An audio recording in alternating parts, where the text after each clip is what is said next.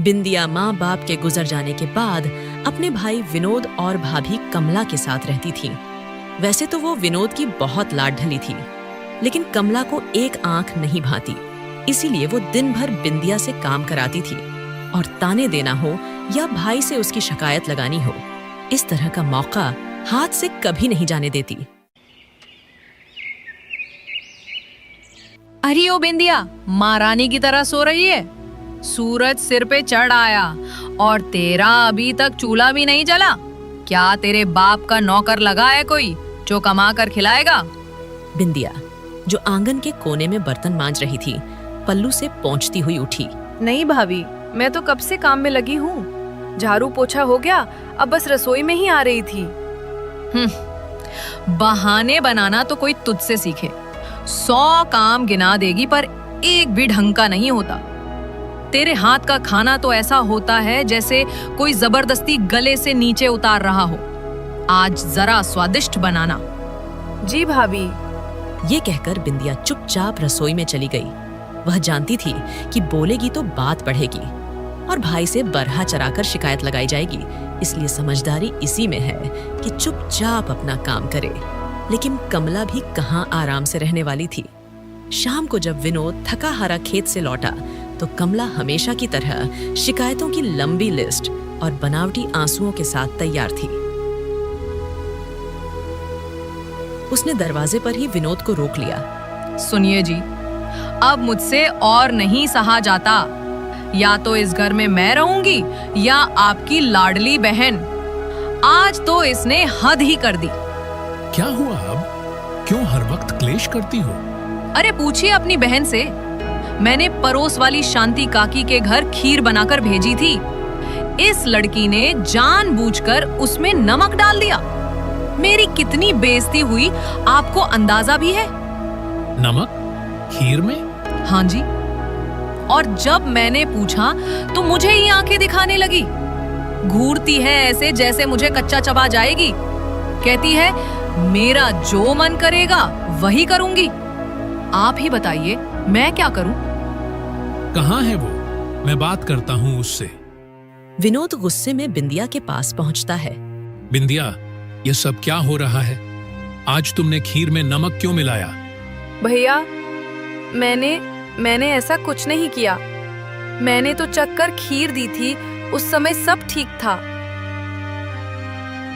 देखो देखो कैसे झूठ बोल रही है आपके सामने।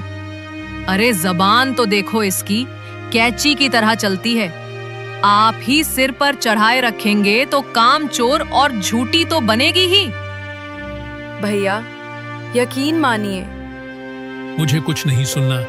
आगे से ध्यान रखना, घर की इज्जत का सवाल है।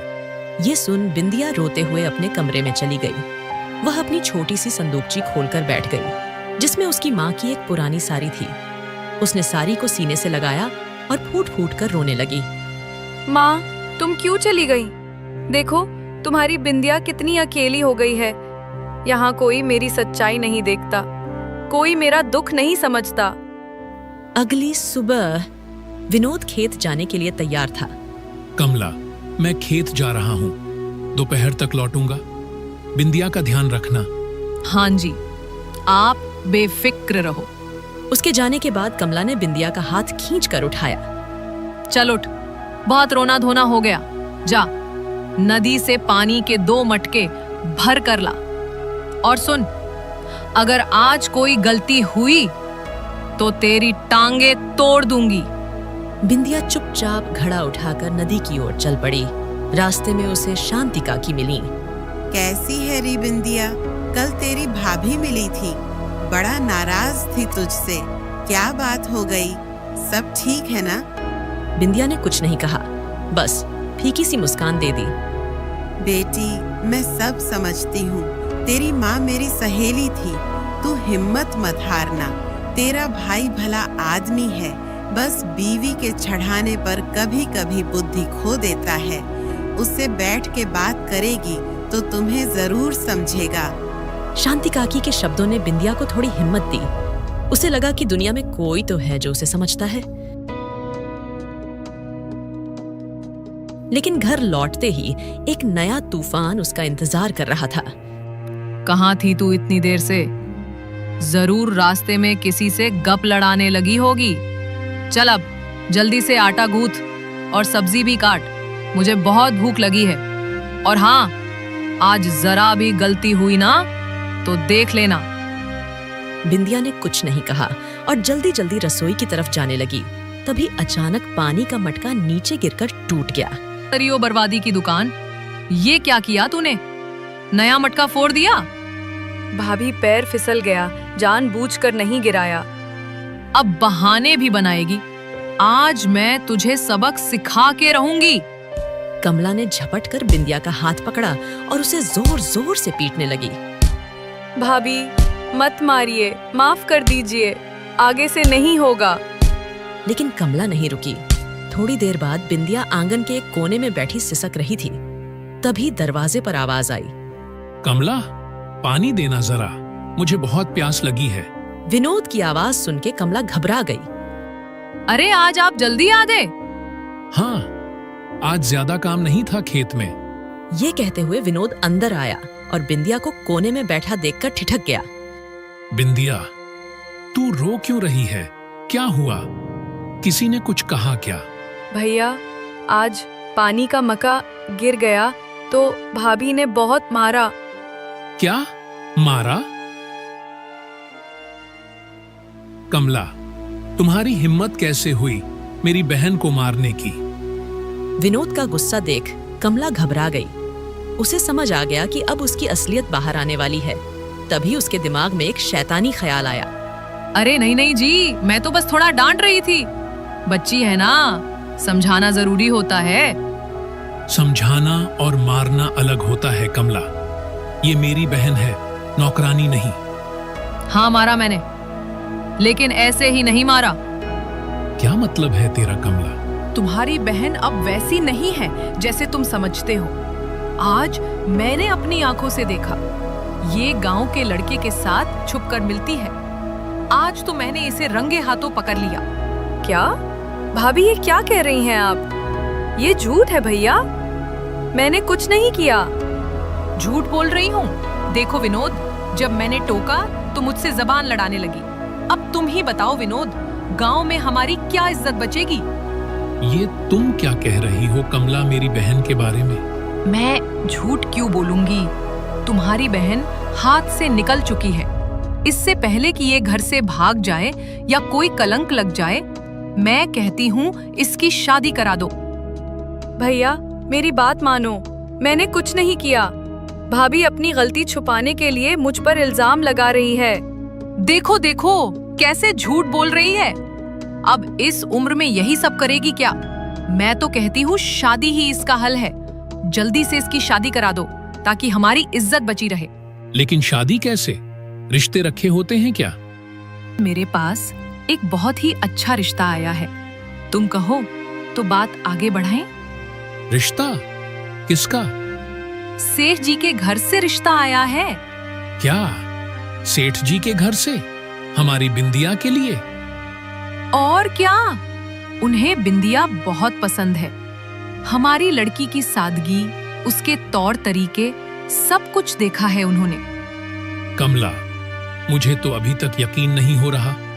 कहाँ वो लोग और कहाँ हम? एक गरीब किसान के घर की लड़की महल में। मुझे सच में भरोसा नहीं हो रहा है। कभी किस्मत भी साथ देती है विनोद, और अब जब इतना अच्छा मौका मिला है तो मैं कहती हूँ कल ही उन्हें बात आगे बढ़ाने के लिए बुला लो। अगर ऐसा है तो चलो बात कर लेते हैं। लेकिन कमला, सब ध्यान से करना। एक बार शादी की बात पक्की हो गई तो पीछे नहीं हट सकते। हाँ हाँ, आप बेफिक्र रहो, मैं सब संभाल लूंगी। अगली सुबह गांव में एक बड़ी सी कार आई। उस कार से उतरे गांव के जाने माने अमीर सेठ हरिनारायण। उम्र में 50 के पार, लेकिन आंखों में अभी भी वो ताकत थी जिससे लोग डर भी जाए और झुक भी जाए। अरे सेठ जी, आपका हमारे छोटे से घर में स्वागत है। आइए अंदर चलिए। विनोद जी, मैं आपकी बहन बिंदिया से मिलने आया हूँ। अब हमारी बात पक्की जो होनी है। हाँ हाँ, क्यों नहीं, लड़की तो तैयार ही है। बिंदिया, जरा बाहर तो आ। भाभी, मुझे कुछ अच्छा नहीं लग रहा। आखिर इतने अमीर सेठ के घर से मेरा रिश्ता कैसे आ सकता है? जरूर कुछ न कुछ गड़बड़ है। ज्यादा सवाल मत कर, जो तेरे लिए अच्छा है वही हो रहा है। जल्दी बाहर चल। बिंदिया डरते डरते बाहर आई। नमस्ते जी। वाह, क्या रूप है, भोली भाली, सीधी सादी, बिल्कुल वैसी ही जैसी मैंने सोचा था। सेठ जी, मुझे तो यकीन नहीं हो रहा कि आपने हमारी बिंदिया को पसंद किया। ये हमारे लिए सौभाग्य की बात है। फिर सेठ जी ने जेब से एक चमकता हुआ सोने का कंगन निकाला। ये मेरी तरफ से एक छोटी सी निशानी, बस अब जल्दी से तारीख तय करिए। मैं इसे अपनी जीवन संगिनी बनाकर अपने घर ले जाना चाहता हूँ। ये सुनकर विनोद के साथ साथ बिंदिया भी हैरान रह गए। जीवन संगिनी? ये क्या कह रहे हैं सेठ जी? इतना अचंभित क्यों हो विनोद जी? शादी के बाद तो ये मेरी जीवन संगिनी ही होंगी ना। इसके बाद सबसे इजाजत लेके सेठ जी वहां से चले गए, लेकिन बिंदिया और विनोद अब भी हैरान थे। ये क्या सुन रहा हूँ कमला? बिंदिया का रिश्ता सेठ के बेटे के लिए नहीं, बल्कि सेठ के लिए आया था। और इसमें इतना हैरान होने वाली क्या बात है? बिंदिया राज करेगी, राज। भाभी, मुझसे वो भी सेठ जी की शादी? वो तो मेरे पापा की उम्र के हैं। मैं उनसे शादी कैसे कर सकती हूँ? बिंदिया ठीक कह रही है, मैं भी ये रिश्ता नहीं चाहता। जल्दी से जाके सेठ जी को मना कर दो। क्यों नहीं? उम्र पर क्यों जाते हो विनोद? जरा सोचो, बिंदिया उस घर जाएगी तो सोने चांदी से खेलेगी। देखो विनोद, ये रिश्ता खुद चलकर आया है। ऊपर वाले की मर्जी के बिना ऐसे मौके नहीं मिलते। मैं नहीं चाहती बिंदिया भी हमारी तरह गरीबी में अपना जीवन काटे। क्या तुम चाहते हो? कमला विनोद को भावुक करने में लगी थी ताकि वो किसी भी तरह इस रिश्ते के लिए मान जाए, और आखिरकार वही हुआ।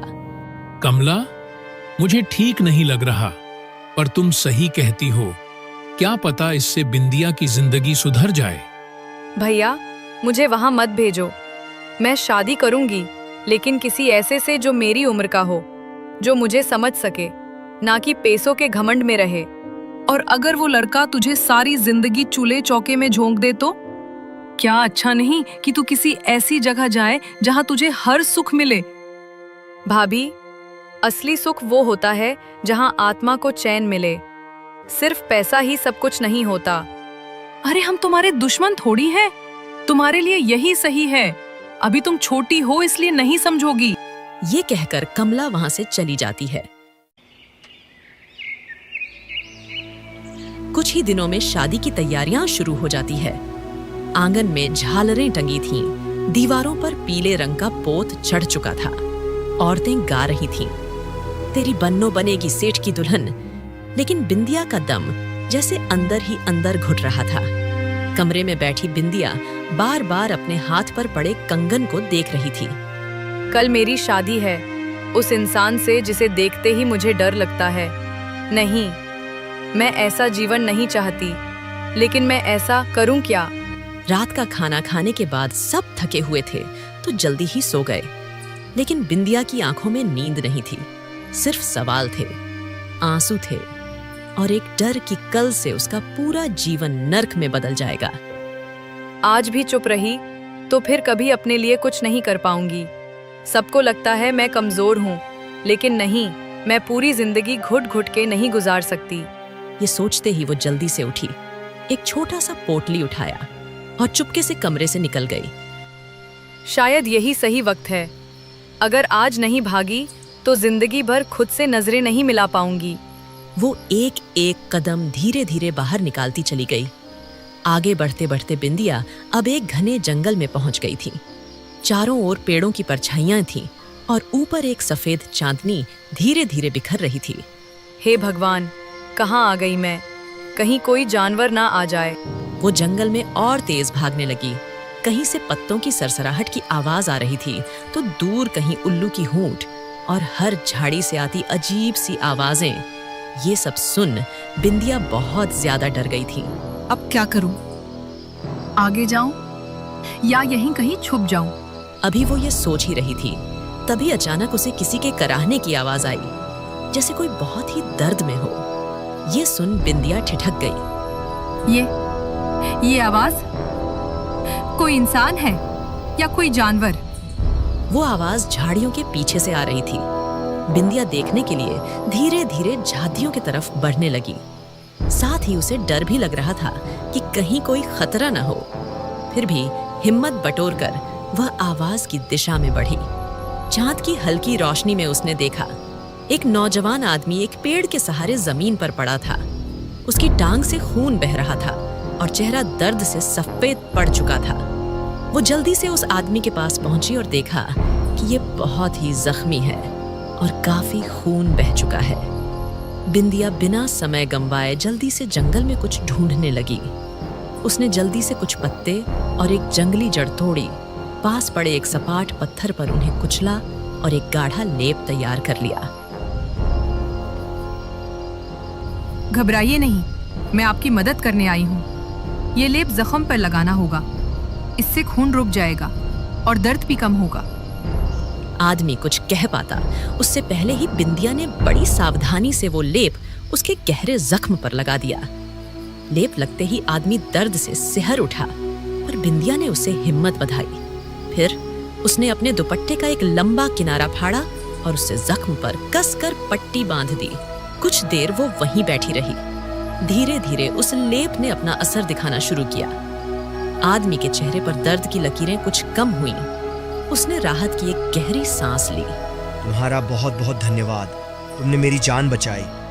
पर तुम कौन हो देवी, और इतनी रात को इस भयानक जंगल में अकेली क्या कर रही हो?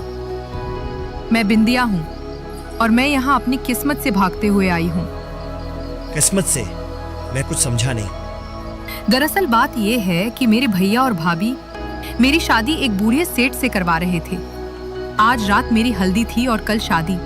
मैंने सबको समझाने की बहुत कोशिश की, लेकिन किसी ने मेरी बात नहीं सुनी। ऐसे में मेरे पास घर से भागने के सिवा कोई और रास्ता नहीं था। उस अजनबी की आंखों में बिंदिया के लिए सहानुभूति और सम्मान का भाव उमड़ आया। तो अब कहाँ जाओगी? क्या तुमने कुछ सोचा है? मुझे बात नहीं कि मैं कहाँ जाऊं, बस इतना जानती हूँ कि उस नर्क में वापस नहीं जाना। आदमी कुछ देर चुप रहा, फिर एक फैसला लेते हुए बोला, अगर तुम्हें ऐतराज ना हो तो तुम मेरे साथ मेरे घर चल सकती हो। आपके घर? पर मैं तो आपको जानती भी नहीं। आप कौन हैं और यहाँ इस जंगल में इस हालत में कैसे पहुंचे? मेरा नाम आर्यन है। मैं पास के ही राज्य का रहने वाला हूँ। यहाँ किसी जरूरी काम से आया था, पर शाम को कुछ लुटेरों ने मुझ पर हमला कर दिया और मैं अपने साथियों से बिछड़कर यहाँ फंस गया। लेकिन मैं ऐसे किसी के साथ कैसे जा सकती हूँ? मुझे थोड़ा डर लग रहा है। अब आपको डरने की जरूरत नहीं। मैं आपको अपने साथ एक ऐसी जगह ले चलूंगा जहाँ कोई आपको मजबूर नहीं करेगा। बिंदिया थोड़ा हिचकी, पर उसे उस लड़के की आंखों में सच्चाई नजर आई, इसलिए उसने हामी भर दी। जंगल की स्याह रात अब धीरे धीरे खत्म होने लगी थी।